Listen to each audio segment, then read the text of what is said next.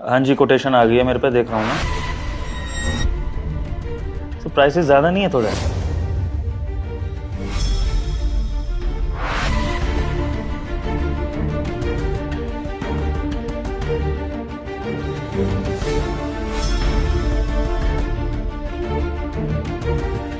Sir वो meeting fix कर दी थी हम लोगों ने।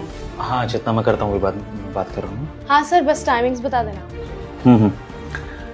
चलिए ठीक है सर, लेकिन वही प्राइसेस रिव्यू करना चाह रहा था मैं।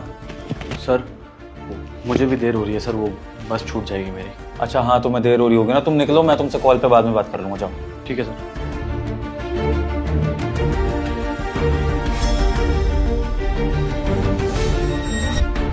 चलिए ठीक है सर, मैं कर लूँगा इस बारे में बात भी।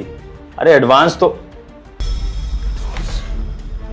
जितना हिमांशी यहाँ पर एडवांस था 4 लाख रुपए, वो कहाँ रखा है? अरे हाँ सर, यहाँ तो पैसे रखे थे ना। हिमांशी, पैसे कहाँ गए वो?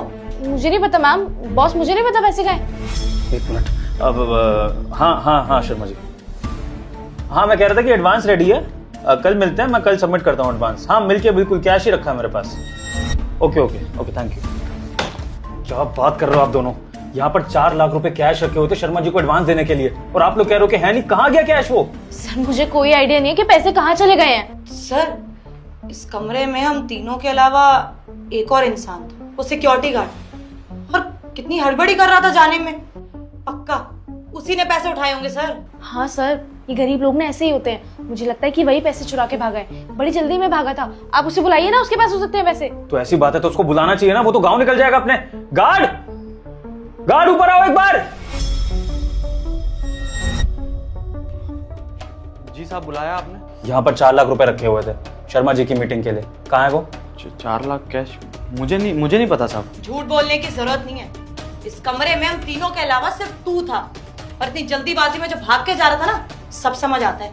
4 लाख दिखे होंगे, नियत फिसल गई होगी। जिंदगी में इतने पैसे कभी देखे होंगे इन्होंने? किसी ने चुराए हैं पैसे? चुपचाप से पैसे दे सर के। मैडम कैसी बातें कर रही हैं आप? मैं जल्दी में जा रहा हूँ क्योंकि बस छूट रही है मेरी। कोई चोरी वोरी नहीं करी है मैंने। जिस कंपनी में तुम काम कर रहे हो इतने सालों से, वो टाइम पे तुम्हें सैलरी दे देते हैं, कभी किसी चीज के लिए कमी नहीं करते हैं। तुम्हारी इतनी हिम्मत बढ़ गई कि बॉस के केबिन में खड़े होकर उनकी आंखों के सामने से 4 लाख रुपए चुरा के ले जाओगे और हमें पता भी नहीं चलेगा।